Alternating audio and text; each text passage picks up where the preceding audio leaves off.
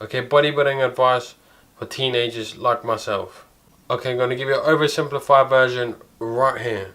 Okay, step 1. Get stronger. Lift more weight. You're not going to progress if you don't lift more weight. Step 2. Eat in a caloric surplus or lean bulk. Make sure you eat enough for your training so you can recover. Step 3. Sleep. Sleep is very important.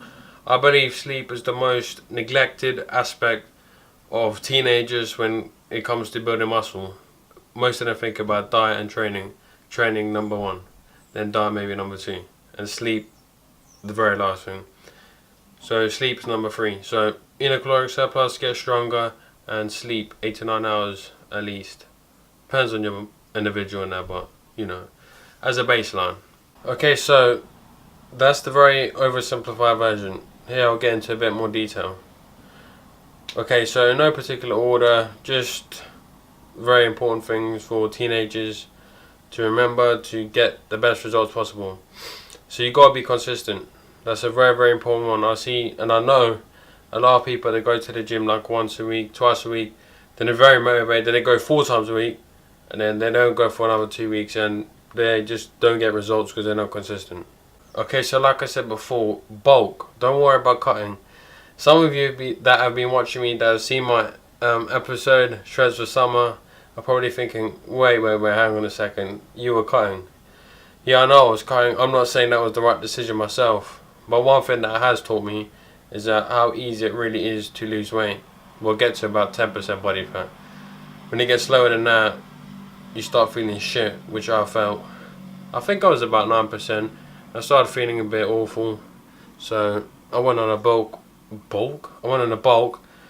and I thought that's not a bad choice. I need to gain more muscle. And another reason, and keep watching, this is very important, why I need to go on a bulk, and I'm speaking very serious here, I don't know why, but you need to go on a bulk because think about it, if you cut now and you've been training for say 1 year, if you cut now, there's no muscle, you're not going to have the foundation, so I don't know, you're just going to bulk and see some bones or something, I don't know. But in the one instance that you should maybe cut is if you're overweight and obese, then yeah, you should. Because when you cut, when you're overweight, it gives you that extra motivation to when you get lean, say to keep on going. You feel good about yourself, then you keep that fitness journey rising. Okay, so follow a plan, follow a training program. Please, this is so important. And again, I'm speaking very seriously, I don't know why, but probably because it's so important. Follow any, at least, program, just a program. Don't go into the gym just jumping on any single machine without anything, a program in your head or a structured program.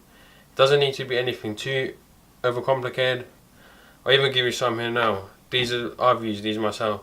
Push pull legs, or legs push pull, whatever you want to do. Upper lower, which I'm doing now. So upper body one day, lower body rest, upper body, lower body rest. You know, and then I've also done full body workouts 3 to 4 times a week. Those are the main 3 splits I've ever done. I've never overcomplicated it. I just stick to the basics, and I believe that's the right thing I'm doing at the moment. I don't know, I might be regretting it in like 5 years time, but at the moment I think that's right. And I don't believe in a bro split myself. It does work for some people, but here each body part or each muscle at least twice a week seems a good baseline to me, and research has actually shown this. But again, like I said, it depends on the individual. Some individuals do get good results on bro splits. And very important, a very, very important thing that just came to mind is don't follow the same training programs as the pro bodybuilders or your favorite bodybuilder, unless you're taking anabolic steroids, because it doesn't work. I myself thought these guys that are about 220 pounds shred a year round gaining muscle were natural. I don't know why, but yeah. Anyway, so that's it. Have a training plan, please. Any plan is a good plan. Better than no plan. Okay, another important point is a lot of teenagers that I've seen, and actually I haven't done this myself, but a lot of people that I've seen is they go in the gym and they start doing bicep curls, single arm push down, I don't even know what you call it.